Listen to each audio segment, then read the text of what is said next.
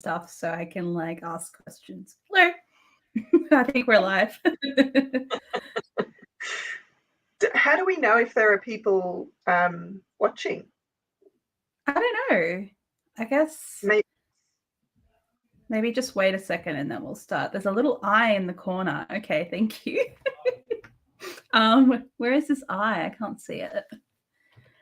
There's a little eye in the corner. Oh, we're live. Okay. All right, let me start.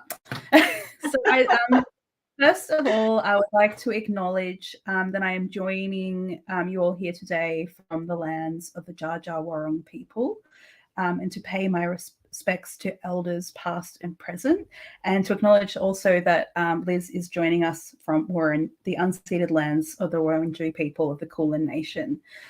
And yeah, I just wanted to recognise the First Peoples, the First Peoples status as the storytellers on this land for time immemorial, and to really think about that when we're thinking about writing and we're thinking about creating comics.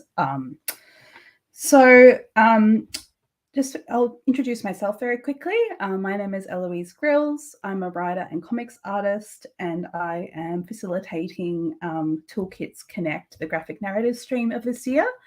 So I'm really interested in comics and hybrid work and things that are sort of between forms.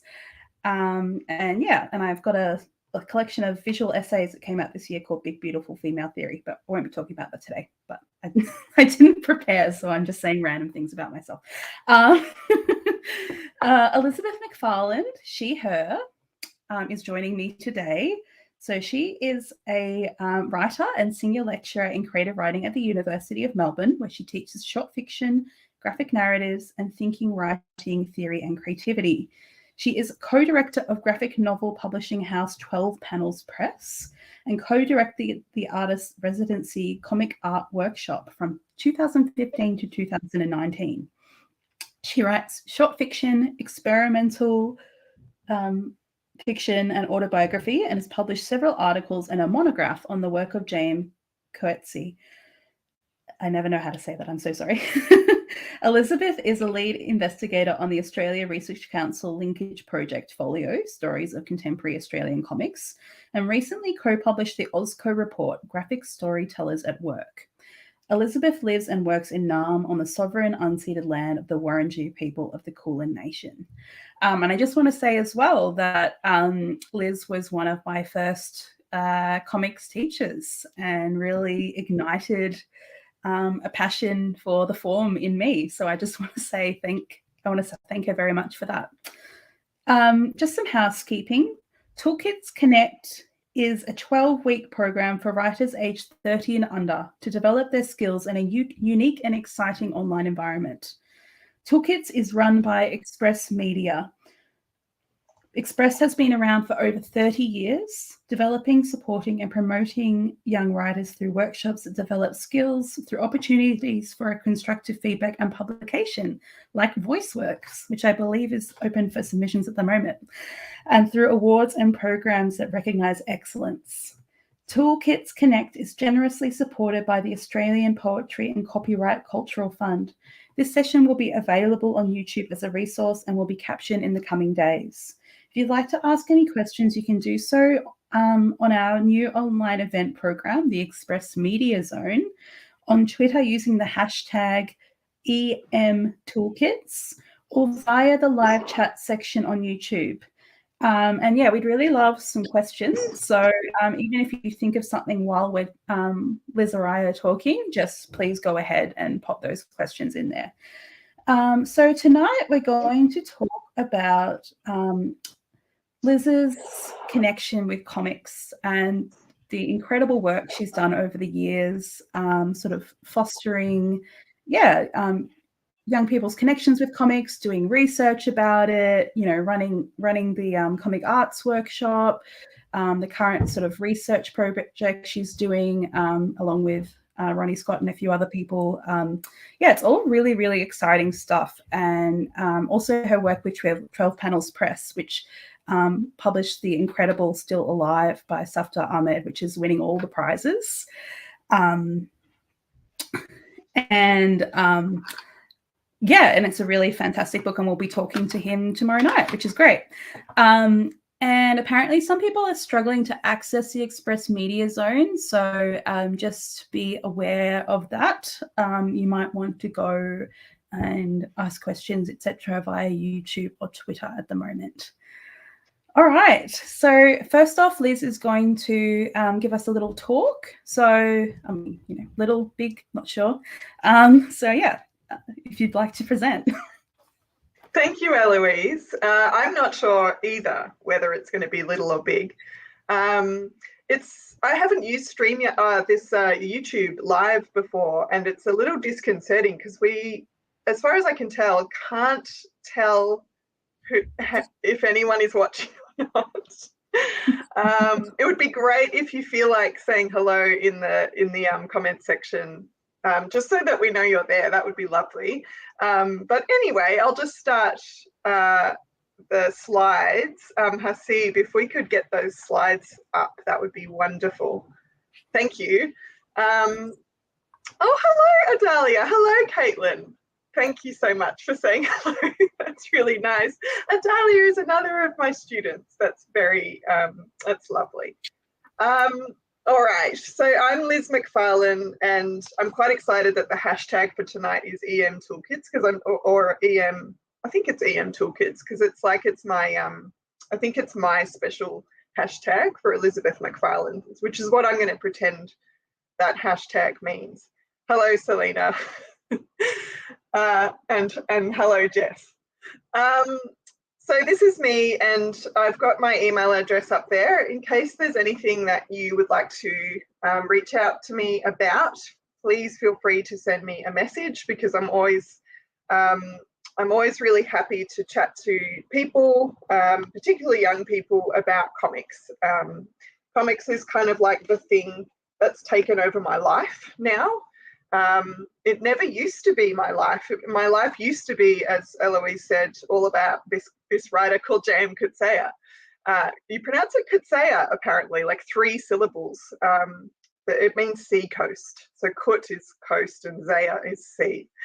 Anyway, that used to be, I used to be kind of literary scholar, and did my PhD on Coetzee, and then started to go to conferences about that kind of thing. And then comics kind of happened to me. And ever since that happened, it really has taken over pretty much every aspect of my life, my social life, my friendship group, all my work, and all my kind of projects that are outside of work. So that's what will happen to you too, if you enter the world of comics. It's probably happened to Eloise as well.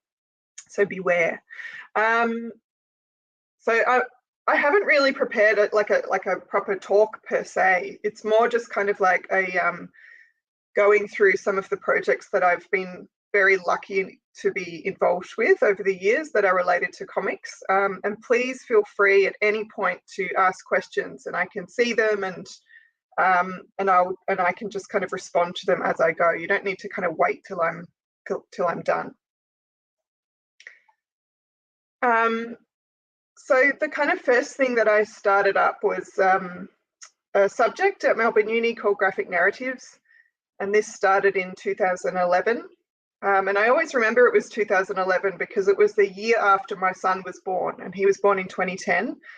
And so I remember that because he was a very tiny child still, and I was still kind of like learning how to sleep again and learning how to be a person. And then I started running this subject and got a babysitter 1 day a week, so that I could run graphic narratives at Melbourne Uni while my little baby was being looked after. And that was the first time I'd done that. So it was quite sort of like a meaningful time in my life for this to be happening. And graphic narratives came about because I didn't have like a proper job at Melbourne Uni at the time. It was like a like a precarious position. I was working part-time, and I attended a program meeting at the end of the year. I guess it must have been the end of 2010. And they were kind of, asking people for new subject ideas. because they were, I don't know, I guess they had an opportunity to start up some new creative writing subjects in the program. I had recently started to read a lot of comics, particularly Australian comics. I was kind of going to events and just starting to become really interested in the form again, you know, since I had dropped the form from when I was a kid, which is a very common story that I hear from my students, that they, you know, begin reading comics and then they kind of stop reading comics at some point, and then they start up again. And that's what was happening to me. And so at this meeting, I said, kind of half jokingly, how about a subject about comics? And I was very surprised when everyone was quite enthusiastic and said, yeah, let's do that. So we did it, and it's been running since 2011. And I had to take a year off from teaching it this year because I was on leave, but I'm very excited to be going back and teaching it again next year in 2023. And it's a delight. It's just an absolute delight to teach this subject. It's almost, you know, after 11 years teaching it, I still feel like I can't believe it. I can't believe I get to go to work and talk about comics with students, make comics with students. Eloise was one of the students who created the most beautiful comic and has continued to make lots and lots of incredible comics. And there are lots of students like that who have been ignited to make comics again. One of the most wonderful comments one of my students ever gave me in that subject was they'd had a story rattling around in their head for years, and they had tried to write it over the years in many different ways. You know, they'd tried different genres. They tried writing it as a screenplay. They tried writing it as like a genre fiction thing. They tried writing it as a serious kind of literary drama piece. And it just kind of was falling flat. It wasn't really working. They couldn't bring it together and make it work. And then in graphic narratives, they tried it in comics form, and suddenly it worked. And it all kind of came together, and the story came alive in the comics medium in a way that it just hadn't worked in other ways of telling. And so I really love that story because the students that come to graphic narratives are creative writing students. A lot of them have never drawn a comic before or even drawn anything before, and they often come with quite a lot of reticence and, you know, that feeling of I can't draw, I'm going to be terrible at this. And then over the weeks, they sort of start to realize, you know, you don't actually have to be a super amazing artist to make a really great comic. And it's about storytelling. And then the next thing I kind of started to work on was the comic art workshop. So this was because I met Pat Grant, the cartoonist, graphic novelist who made the books Blue and Tormina Video, among others, and also was a big champion of Express Media and VoiceWorks back in the day. I think he was an editor at VoiceWorks, or at least an intern or something. So he lived in Melbourne for a while, and that's when I met him through my kind of just going to comics events. And he was interested at the time in putting together a comics kind of camp, which he had been running informally for a while anyway. And I won't tell you the name of the comics camp because it's rude. I didn't know it was rude until I Googled it. But anyway, I'm just going to leave that there. He had been running an informal comics camp where people just kind of came to a place and lived in tents for a while and drew together. But he was interested in trying to formalize the comics camp and make it into something where we tried to get institutional funding, tried to make it into something that was a little bit more like the kinds of creative writing workshops we were both running at our respective institutions. So he was working at UTS, running creative writing classes, and I was working at Melbourne Uni. And so we had this background in workshops, you know, the workshopping tradition as a way of making writing better. And this tradition wasn't really part of the way people were making comics in their various communities. And so we were interested in whether that would be useful for comic makers, and kind of formalizing an infrastructure around long form residencies for people making long form comics, because there just wasn't really anything in the country like that.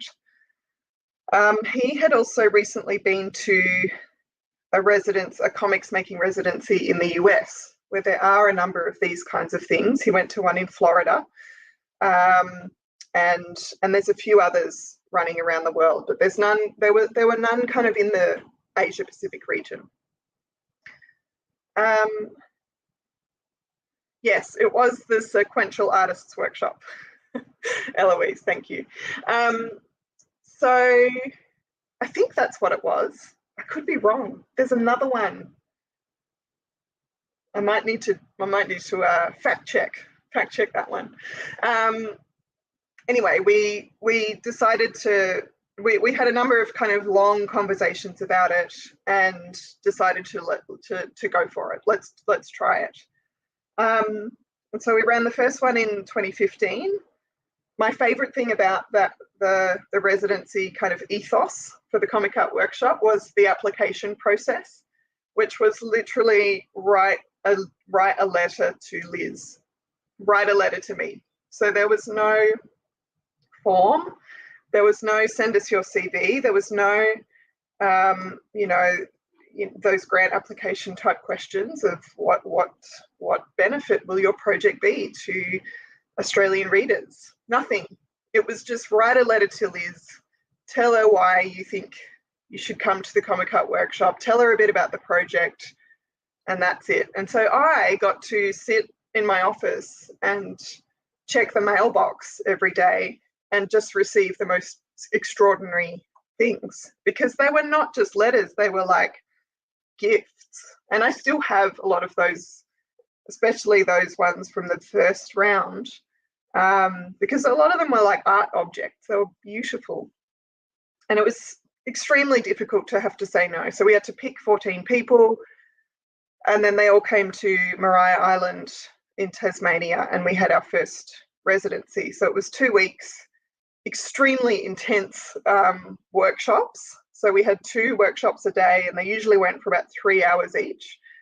And the workshops were discussing someone's project in great depth, and talking through both the kind of structural questions around it, but also looking at the materials being used, looking at the drawings, looking at sort of panel by panel dialogue or line work, like really quite intensive workshops. So it was, it's a lot, these things. And we ran another one in 2017 and another one in 2019, and then we handed the reins over. So now the Comic Art Workshop is being run by 2 people who were at that original one, Josh Santo-Spirito and Larry Harris.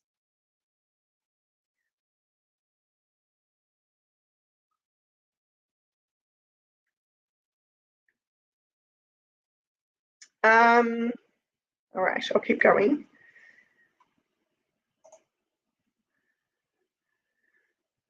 So then almost, I think it was sort of simultaneously, 12 Panels Press was also happening. So you can see why, like, what I mean by comics just taking over my life. So 12 Panels Press also began because we kind of felt that there was a little bit of a gap in the publishing options for graphic novelists at the time. So this was also back in, I reckon it would have been 2014-ish. And I'm just distracted by the question. I want to answer it immediately, but I'll just leave that for just a second, Caitlin, and I'll come to that in a minute. And this was, so it was Bernard Callio and I, who again started through conversations. So we would get together and have coffees and just chat about Australian comics. And no, don't be sorry. It's my own kind of distractibility. So Bernard and I would have coffees and sort of talk about publishing. So Bernard was a publisher of comics for many, many years. He published an anthology called Tango, which was about love comics. So that every edition of Tango was love and something else. So love and food, or love and travel, or whatever it was. And you can buy now you can still buy, I believe, a kind of anthology of the anthology through Allen and Unwin. So he had published comics in a reasonably, basically just by himself in that way for quite a while. And we were interested in making a press that was specifically for graphic novels that were kind of geared towards the more kind of literary market, I guess, for want of a better term. Graphic novels that would sort of sit on the shelves of Reading's bookstore, perhaps not just in their own special comics and graphic novels section, but also kind of like just sitting alongside all the other books in the shop and being nominated for kind of literary type awards. And we sort of saw that there wasn't much of that going on in the country yet. And there is a lot more now, which is wonderful. But at the time, there wasn't really anything.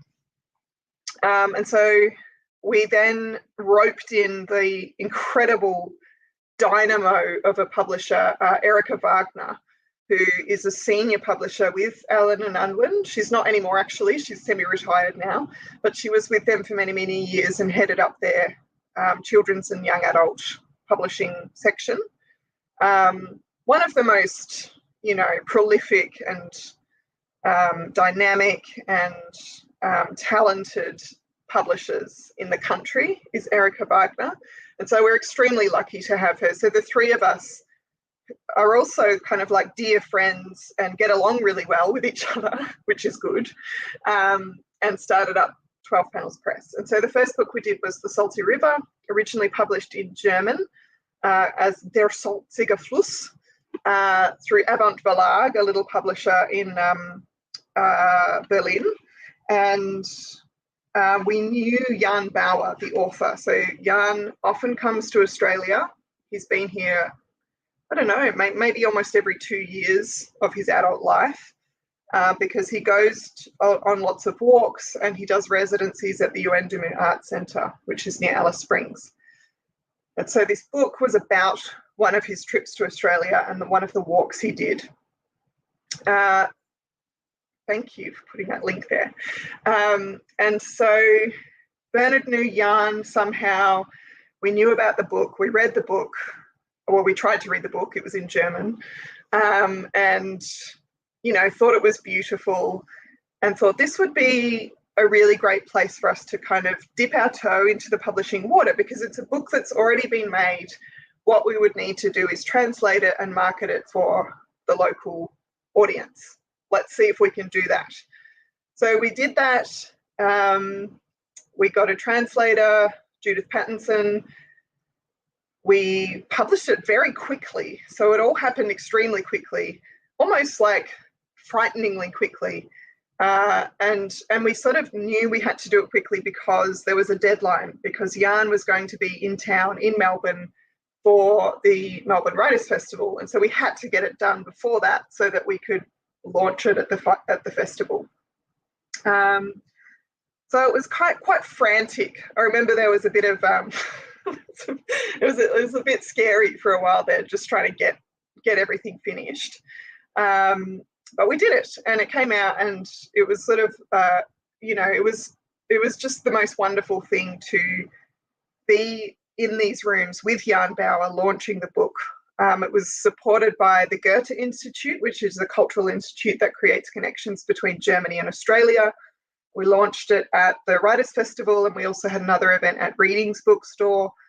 And Jan, in his European way, would sign the books like incredibly beautifully. So in Europe, they will always, all the authors, when they're signing bande dessinée, will kind of draw these incredible pictures with the proper dip ink.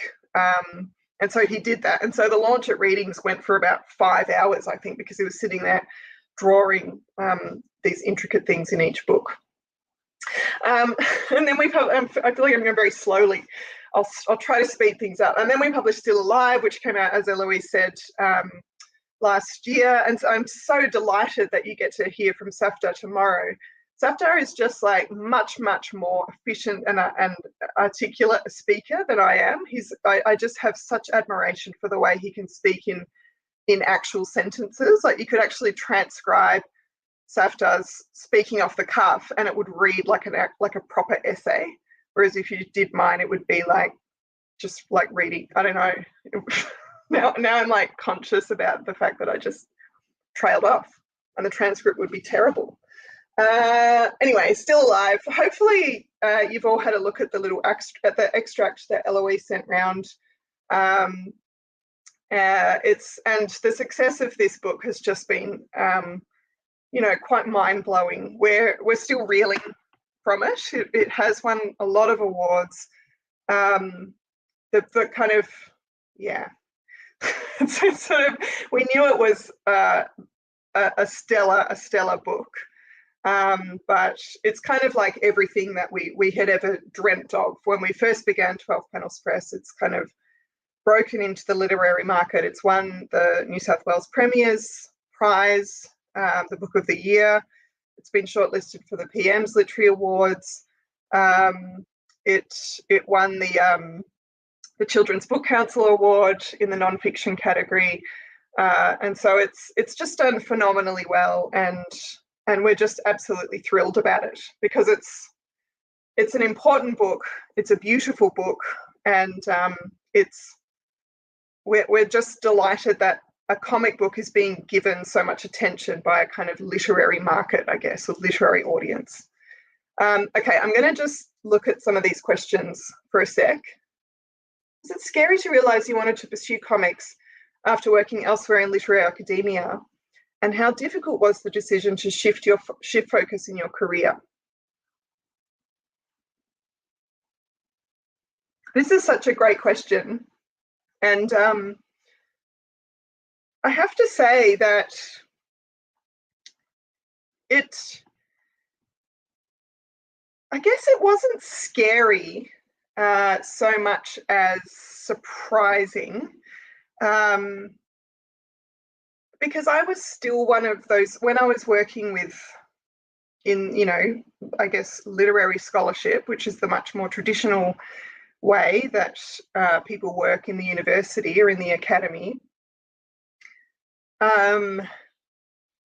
It felt sort of like that's the track that has been laid out for me, like that's what I've been working for all my life. I love literary criticism.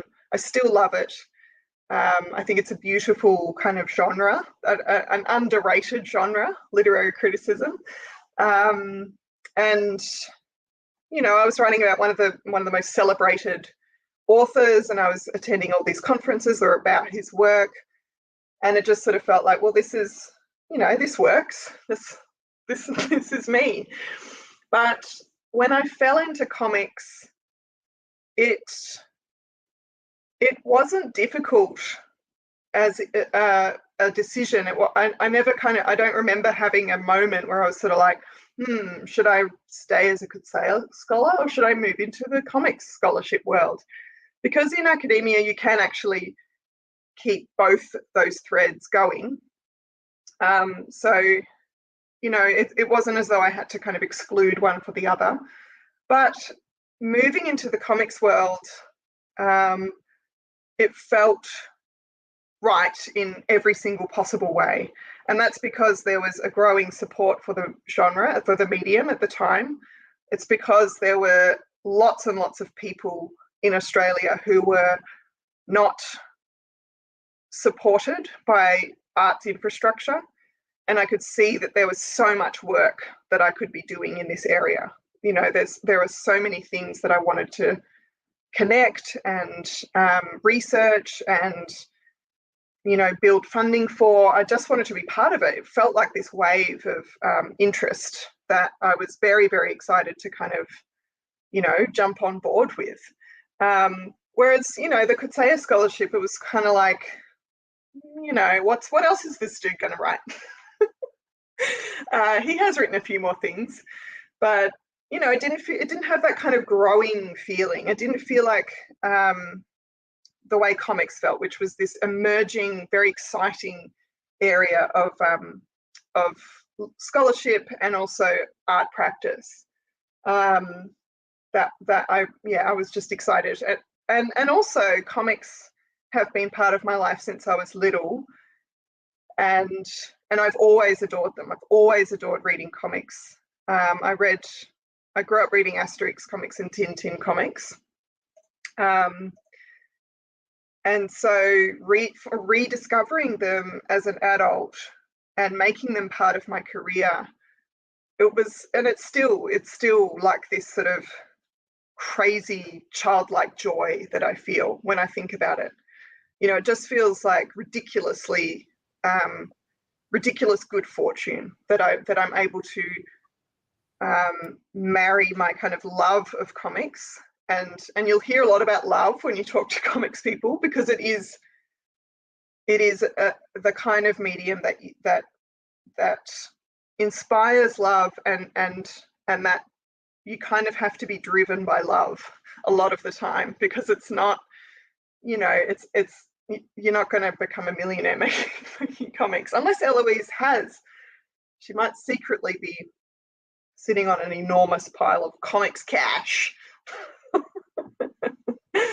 Absolutely not. So I was wondering, like, if you could describe a little bit of like how your love of comics was reignited as an adult. Like, what was the thing that got you back into it? Was there a particular book or an artist, or like, you know, like an event? Like, is there some sort of turning point, or is there not? Yeah, there was. Yeah, so if you look up my Folio comics website, and Hasib's gonna put that in the chat any second now, I bet. There's an essay I wrote there called Obsession and Unreasonable Love. There's that love again. And I talk a lot about love in that essay too, which is awkward, but necessary. And I talk a bit about the moment where I came back to comics as an adult. And I was just in the city. Thank you, there's the link. I was in the city, I was waiting for a gig to start at the Toff in town. It was a gig, I think it was Robert Forster from the Go-Betweens who was about to play. And I was early and I went up to Metropolis bookstore, which is in the same building. I don't think I'd ever been there before. Like, I was just sort of bored and saw there was a bookstore and thought I'd go and browse. And it sells kind of like art books, like coffee table books, art object books, photography books, like really pretty, lovely books. And I picked up this book that looked interesting to me. It was kind of like a I should have brought it here, but it's at my office. It's kind of like a landscape format book, quite small, this mustard color. And I opened it up and I saw these like meticulously drawn diagram looking comics. And I kind of like fell into the book. You know how you're browsing in a bookstore and then suddenly you're like really reading the book that you were supposed to be just browsing. You're like in it. And so that happened. And then I bought the book, and it was not an Australian artist. It was by this American guy called Chris Ware, who is you know, enormously famous, I guess, in the kind of international comics world. But I'd never heard of Chris Ware before. And I was just kind of totally drawn in by the kind of melancholy of his work, the sadness, the kind of meticulousness of the drawings, the slow kind of pastel palette that he uses. And so then I looked up all of his work and started to buy it all. And I read Jimmy Corrigan's The Smartest Kid on Earth, which if you've ever tried to read that book or know it, it's like extremely hard to read because you have to hold it like right up to your eyes. It's very tiny. And it actually made me feel physically sick reading it, which is not like a great review of that book. Like, it's a phenomenal book. But it, it had a physical effect on me. I think partly because it was, I had to read it like 1 centimeter away from my face. And you also have to turn the book around at a number of points because the words and the images spiral around the page. So anyway, that's why I got back into comics. And then I was like, oh, there must be people making comics locally in Melbourne. And I started to go to little launch events around Melbourne. They were always in pubs. Bernard Callio was always like the person who was launching the book. And, started to find, these little nooks and crannies where comics exist in the city. And yeah, that's how I got back into it.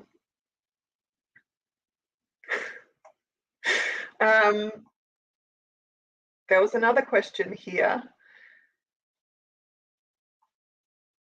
Wondering what your process was like from conception of comic to having the finished first draft, images and text. How long does that typically take you?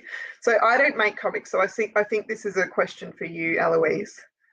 How long does it take to make a comic? A long time. I feel like my first draft of my my most recent book was about 3 years. For Sexy Female Murderesses, I think it was more like maybe like 6 months or so. That one was a little bit quicker, but yeah, it's sort of how long is a piece of string. You can just, you can, I think as much time as you can put into it, you can put into it. And it's really up to you, like how much detail and effort and, obsession you want to put into your work. It's very, very, it's very involved. And with Dog Park, that was the one I worked on with the academic Rada O'Meara. That was, it was a long process. I think it was about 3 years as well, or 2 or 3 years. And that was sort of started as like, Rada wanted to do a graphic novel. She was looking for people to create it. Liz hooked me up with her. Thank you, Liz. And it was sort of like a really slow process of drafting and creating the text, and then sort of going back and forth and, me illustrating, and then, having meetings and figuring out sort of like a shared visual language for it. It was really, and because, Rada's a really visual person. She works in film. So it was really cool to work with her on that. And it ended up being like, I can be a bit too like wordy with my work, and it ended up being like less wordy than usual, which was cool.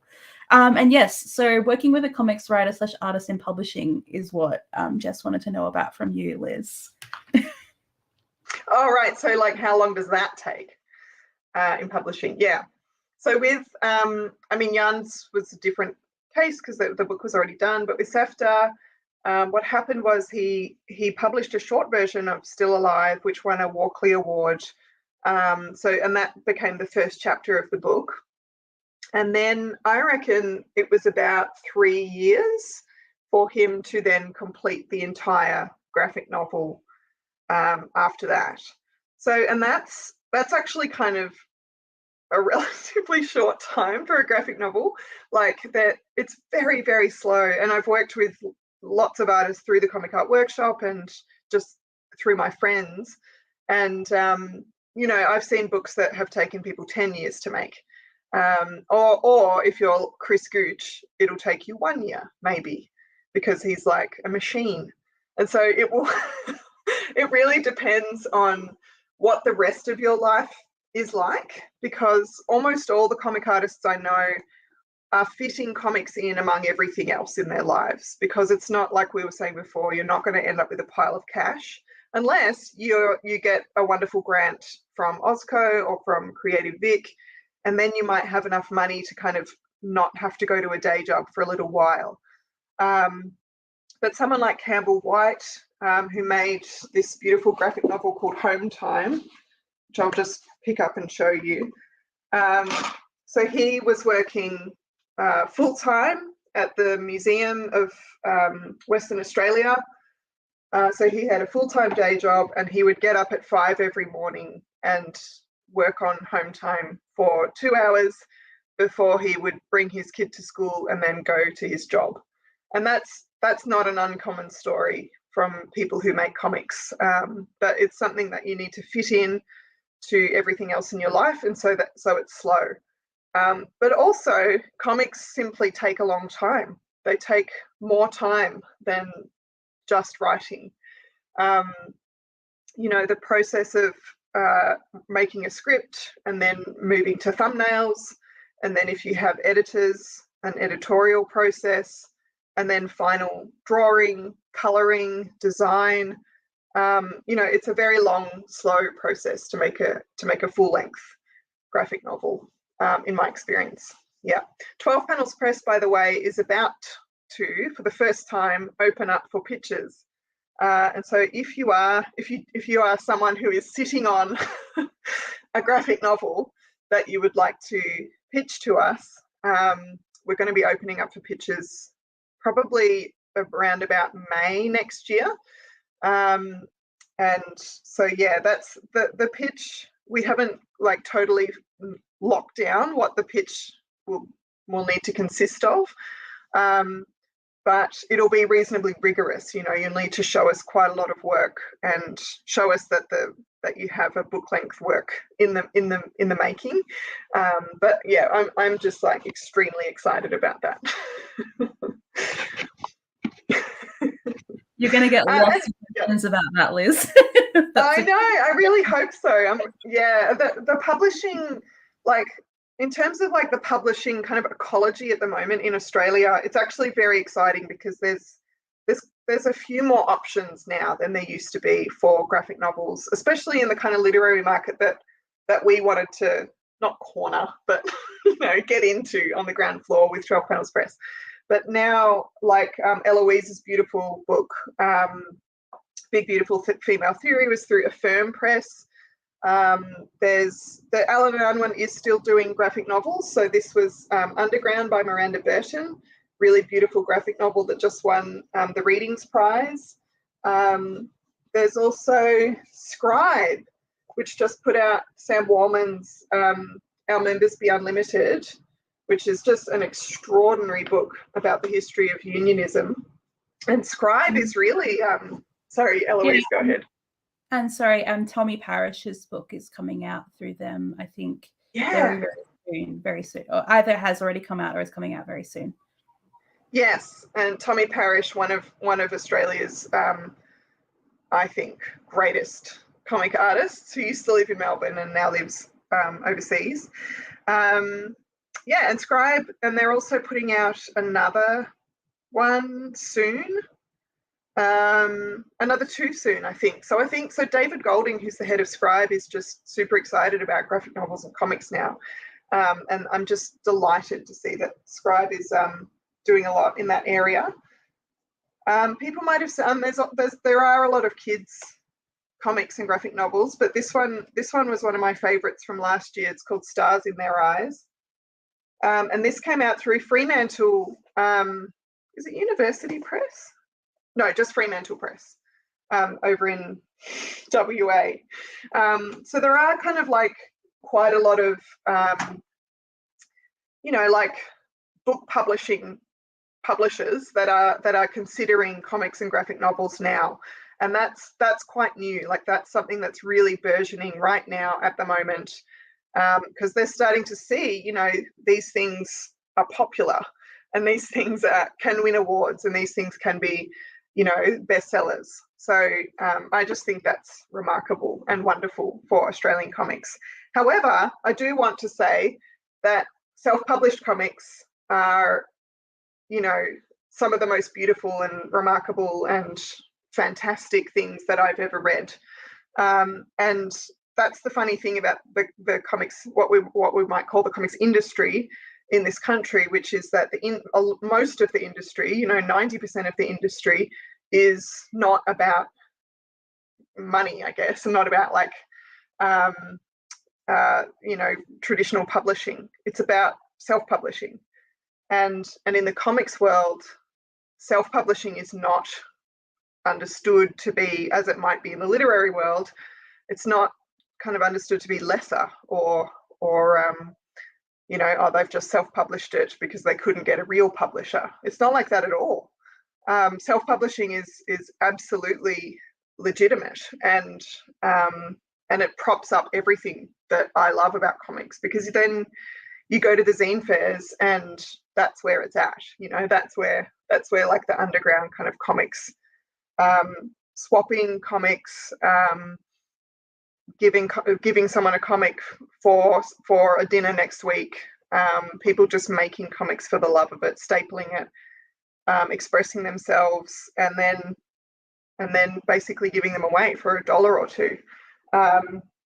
So yeah, self-publishing is just like amazing, and just a huge scene in Melbourne. It's just enormous. If you go to the Festival of the Photocopier in Melbourne in February, it's just huge. You know, there's hundreds and hundreds of tables of people selling their comics and zines. Shall I keep going? What time is it? All right, I'll just tell you about the last two little things. And this is more, could I go back to my slides? My slides? Yes, okay. So the last two little things are more to do with my research. So this is where I've like sort of finagled comics into my work, into my career as an academic at the University of Melbourne, and have been able to work on these projects that are to do with comics that I can get grant money for to research. So this was one that we finished. This was a commissioned piece of research. It's called Graphic Storytellers at Work, and it was commissioned by the Australia Council for the Arts. And they wanted to know how comic artists in Australia were going, basically. They were like, how are you going? How much money are you making?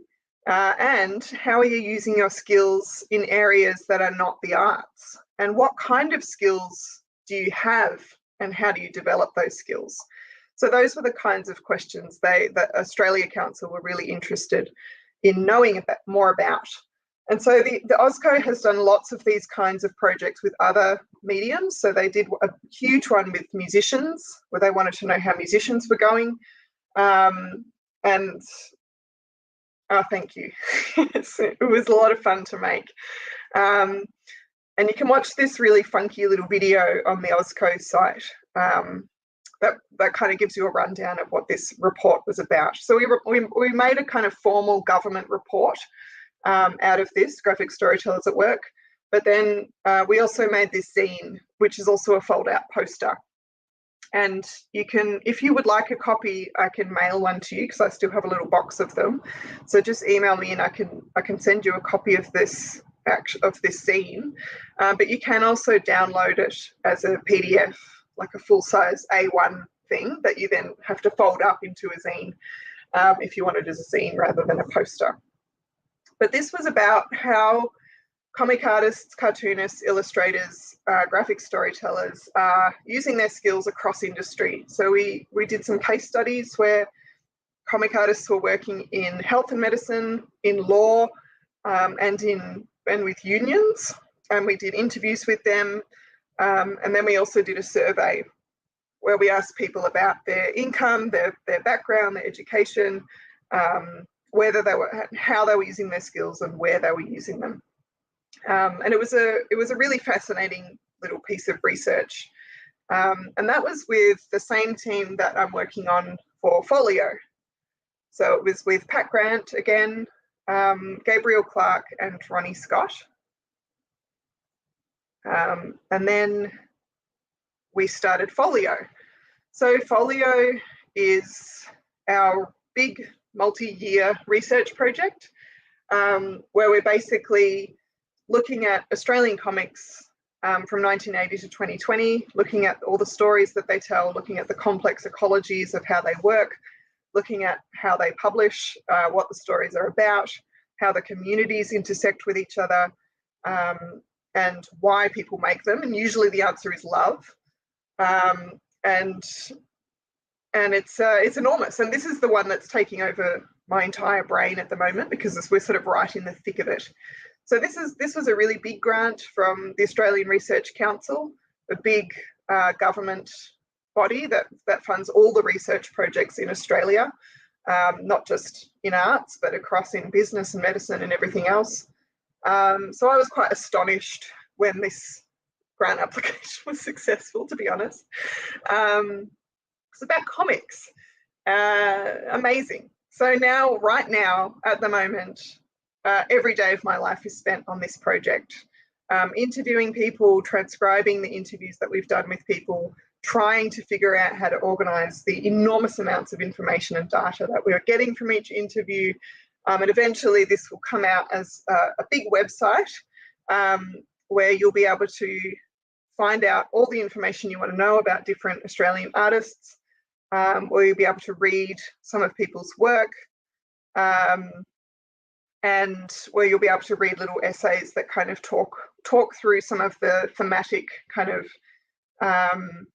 synergies and conversations that are happening across different people's work. But we're really interested in the connections between comic artists in the community. So there are lots of sort of pockets of comics that happen around Australia in lots of different genres, and sometimes they don't, you know, they don't know about each other, or they don't connect with each other. For instance, newspaper comics or comic strips is this kind of whole little world unto itself. And then there's a very different world, like, for instance, Glom Press, which is a little risograph printing press in Melbourne. And then there might be the world of Read to Me, which is a live storytelling event coming out of Sydney. And so there are lots, like hundreds of these little pockets of communities that are involved with comics in Australia. And so what this project is interested in doing is mapping those pockets and making sure that as many people around the entire world can access and read and celebrate the stories that Australian comic artists are telling. So it's huge, and it's terrifying, to be honest. It feels like quite a responsibility to be trying to tell such a huge and complex story, but it's also an enormous privilege. So these are the people that I'm very fortunate enough to be working with on the project at the moment. So that's sort of what I'm doing. It's almost 7, my goodness. My throat's dry. Are there any? I'm going to take some water. Yeah, no, trust the university teacher to say, oh, I don't think I'll have enough content, and then get the whole way through. No, it's been really, really good. Are there any more questions from our audience?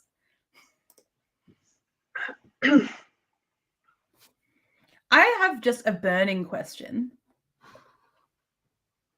Why don't you make comics?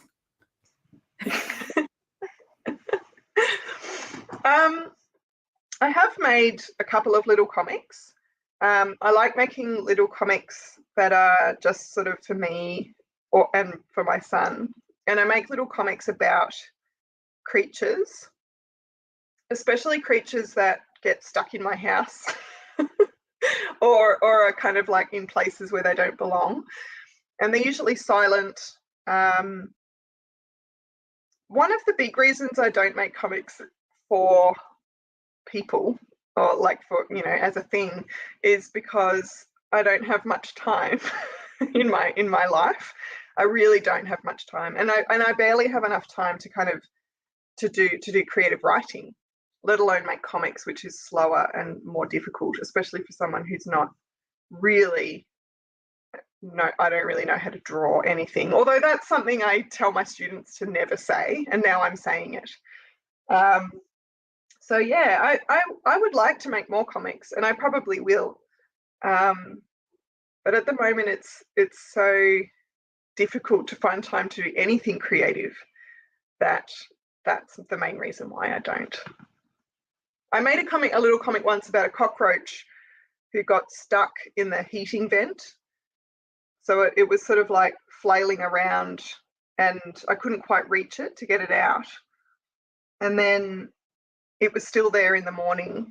And I have this, like, even though I don't love cockroaches, like they kind of freak me out a little bit, I have this feeling of like, I care about all the little things. And so I made this comic about rescuing it and putting it outside. But yeah.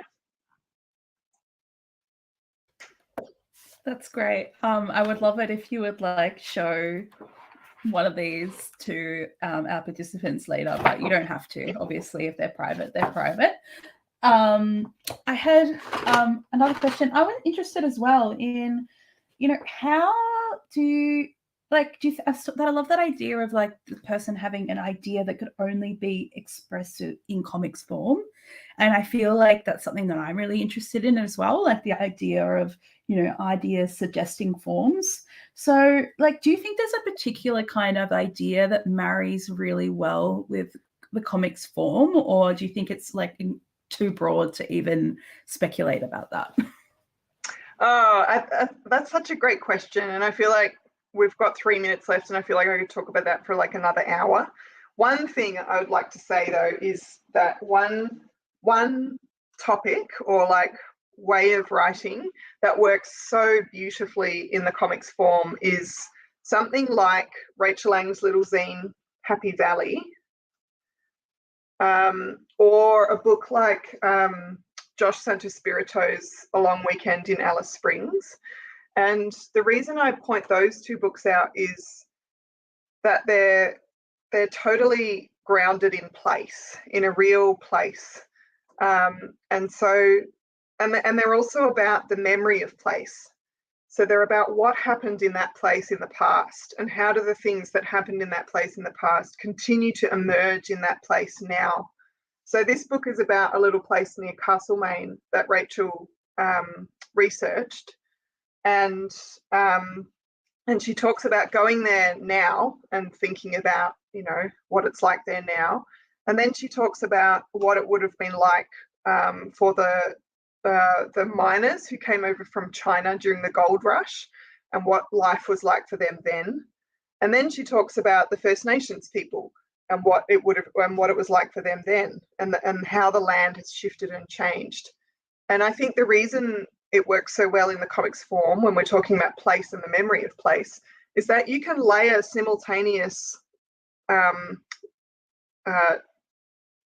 points in time into a single image in comics. And if people are staying around for the hangout at 7 o'clock, we might do an exercise where we talk a little bit more about how a single comic image or a single comic page or panel can be telling multiple stories simultaneously, and the way that that simultaneity and sequentiality are operating on the comics page means that it's kind of like ideally suited for stories where memory is interleaving itself or tripping over itself, or where different time periods are kind of intersecting with each other in place and space. So that's one thing that I think comics are perfect for. But there are lots of things that comics are perfect for, maybe everything. Thank you for that. And yeah, I think we do need to wrap this up now. But yeah, I just wanted to say thank you so much for your wonderful insights and all of your work as, what would you call it? An advocate, a custodian, a midwife for comics in this country. The comics doula. Comics doula, that's a great one. But yeah, I think you definitely have had a big influence on so many people, and yeah, you're just great. You're a wonderful, wonderful person in that way. Oh, thank you, Eloise. You're great too. Maybe you're horrible in other ways. I don't know. No, I'm joking. Yeah, I am. I really am. All right. Well, thank you very much. Thank you. I'm not sure.